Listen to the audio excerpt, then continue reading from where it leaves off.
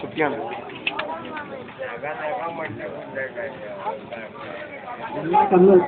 കണ്ണുകളും കാളത്തോട്ട് ഉത്സവത്തിന്റെ കണ്ടത്തിലേക്ക് എത്തണമെന്ന് അഭ്യർത്ഥിക്കുന്നു.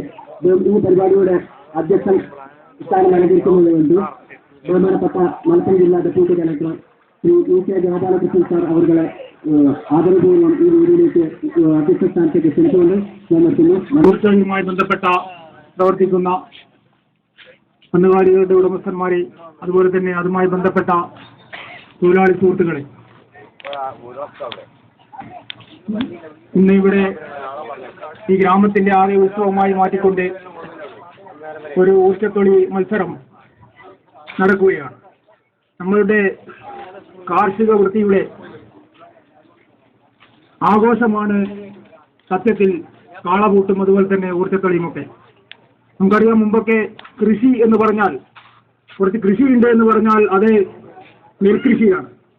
അതുപോലെ തന്നെ ഈ നെൽകൃഷി എന്ന് പറഞ്ഞത് നമ്മളുടെ നാടിന്റെ ഐശ്വര്യത്തിന്റെ, പ്രതാപത്തിന്റെ, സമ്പത്തിന്റെ ഒക്കെ ചിഹ്നമായിരുന്ന ഒരു കാലഘട്ടം ഒരു നല്ല നാളെ നമുക്കുണ്ടാവണമെങ്കിൽ ആ കഴിഞ്ഞ കാലഘട്ടത്തെ നമ്മൾ അനുസ്മരിച്ച് ഓർമ്മിക്കുക എന്നുള്ളത് നമ്മളുടെ എല്ലാവരുടെയും കടമയാണ്.